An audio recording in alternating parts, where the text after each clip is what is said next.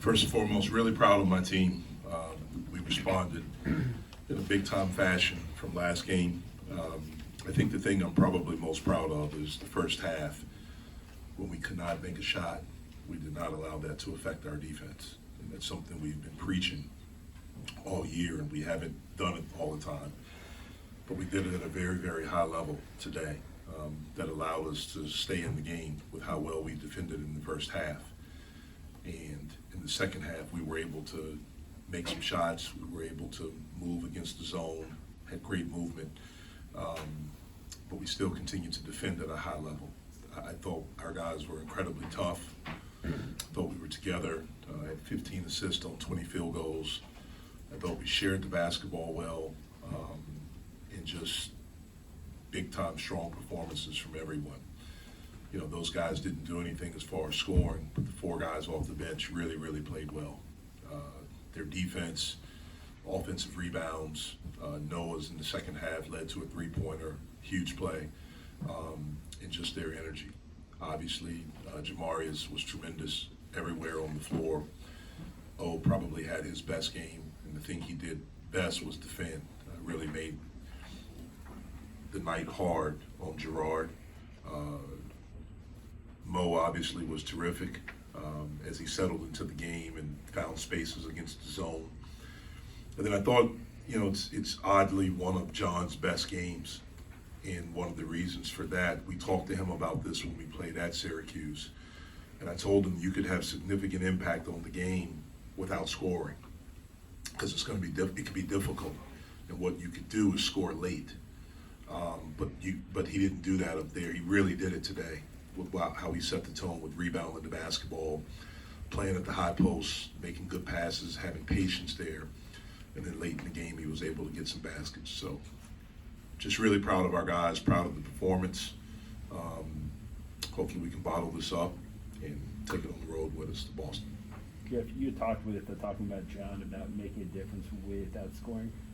As a coach, can that be a difficult thing sometimes to teach a young guy, especially a guy like him that's used to some of these big performances? I think it's difficult for anyone that's used to scoring. You know, it's an adjustment, and so many of these young people, and I say this, I was probably like them when I was their age. You know, you base everything on scoring. Like, you base whether you have a good game. Normally when you talk to people, your family, friends, or whatever, hey, how'd you play? How many points did you score? It's normally the first question, how many points did you score? And so many people place value on that. The people that know basketball and understand it, understand that there's so many different ways you can affect the game. And for him, you know, it's an opportunity to learn and to grow. You know, because he impacted the game at such a significant level, and he has the opportunity to do that. I thought how he defended today was really good. He was up on the ball screens. He was at the level when we wanted to hedge. He was there. He was in the midline for help. He talked. All of those things that are necessary to be a good team and to be a good defender. Jeff, you talked all year about not taking bad or having issues on the offensive end, not taking it to the defensive end. Why do you think it clicked tonight? I'm not sure. I wish I knew.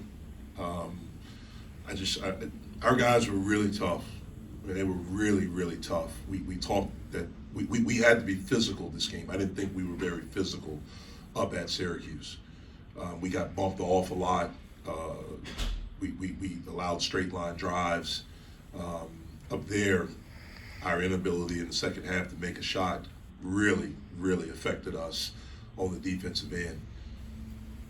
Hopefully it's a growth thing. Hopefully it's something that we understand, we learn, and we can bottle this up and grow from it and be better the rest of the year. If you didn't have a whole lot of time to recover after Saturday, you get two pretty good practices the last couple of days? You know, we couldn't do much Sunday because we didn't pull back in here until about midnight. It was another physical game. Clemson's a physical team. And so Sunday was more of a mental day. We did get on the court. We went through some of the things, how we wanted to attack the zone, just with movement, some new things we wanted to do, some wrinkles that we saw from the last time. And then we really tried to work on ball screen defense. Our ball screen defense the last 3 games has really been poor, and we've not had an active help side. We've just given up a lot since Virginia on ball screen defense, and so we really tried to focus on 2 areas, wing ball screens and middle ball screens, and to get our rotations down there.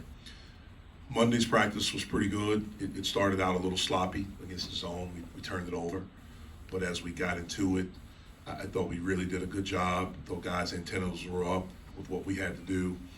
You know, defensively, the ball screen stuff, the being physical. And so I did think we had a couple of good days of preparation. Jeff, how important was it to be opportunistic defensively? You guys ended up with 15 best break point team. You mentioned O and Jamarius with those steals in transition. But also, when we got rebounds, we wanted to push it. That's one of the things that we talked about. We felt like we could push it and beat the zone down and get some stuff before they get set up. And so we did that a couple of times. Obviously, the steals, when we're able to break out and get transition baskets, that's huge for us because obviously we can score. We can struggle to score in a half court.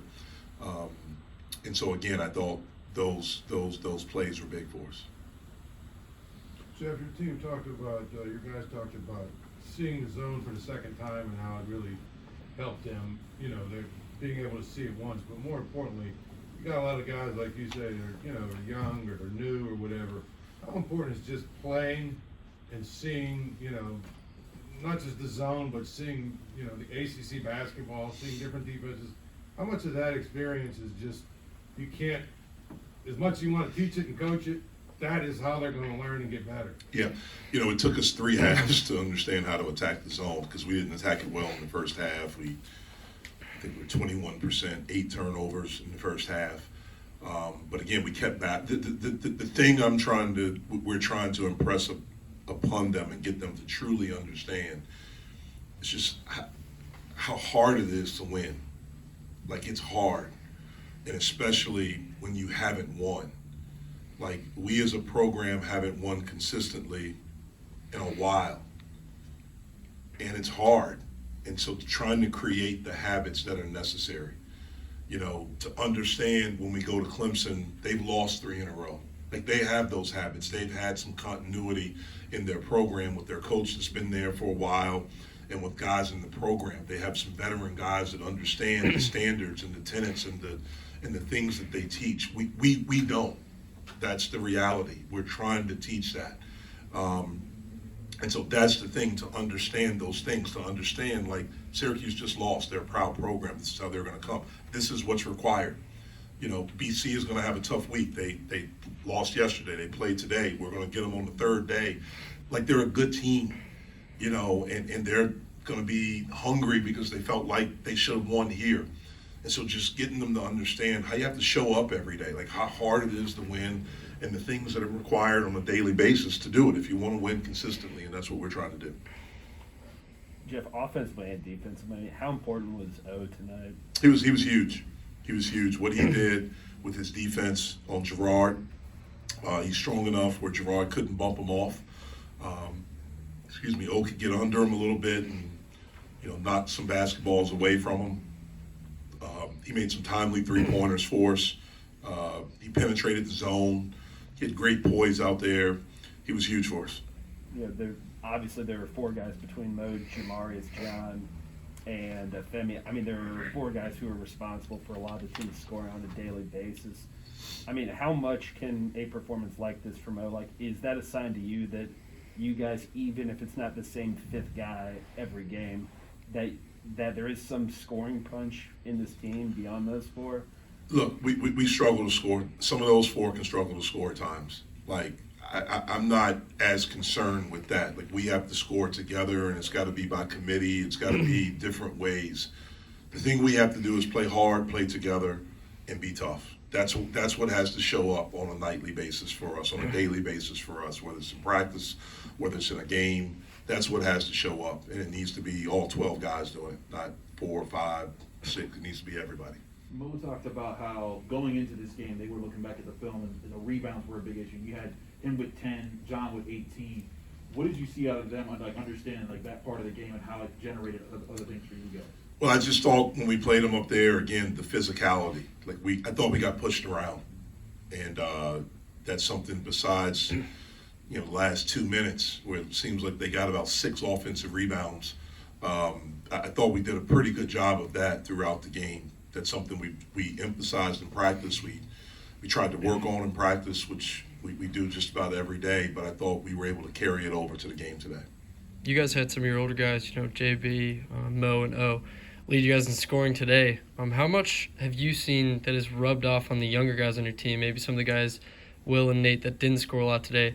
How much have you seen throughout this year, rub off from those older guys on the younger class? Yeah, I mean, I think, the thing with those 3 guys that you mentioned, if they learn anything is the preparation. I mean, JB and Mo are arguably our 2 hardest workers. Like, they're the guys that are gym rats. They're in here before, they have routines, they're in here afterwards. They get in here at night, they get in here in the morning, and things like that. And so that's hopefully, and O is a guy, O's class schedule is a lot different from most of our guys. And so his stuff is a little bit different, but he's a worker. And he's a guy that shows up and gives us all every day. But that's hopefully something that all of our guys learn. You guys had your best free throw shooting performance of the season tonight, 85%, and shot it well from straight last week against Virginia too. Are you seeing strides in practice in that area that's just translating at this point? Or? To be honest with you, it's not something we really work on that much in practice. We were working on it earlier. We were not making them. I decided, let's not even talk about it. Maybe it's in their head. Guys get in and they work on it on their own. They'll work out, with the coach and maybe at the end shoot some free throws. But to be completely honest with you, that's something I've tried. I thought it was in their head. And so I've tried not to even talk about it that much. We have done a better job. Hopefully that's something we can do because we do a good job of generating fouls and getting to the foul line. Jeff, you have talked a lot about this season about stacking wins, and you guys had Louisville and then had a stretch where you didn't play well. But now you get to face a team on the road that you've beaten before. How do you channel that energy that you saw in this game and get you guys to follow through with it? We need to come back and have a really good practice on Thursday, and we need to be mentally focused on BC. We can't have a hangover from today and come back and thinking that we're really good now. Like we have to stack days. We have to be worthy of winning. And I thought we were really, really worthy of winning tonight.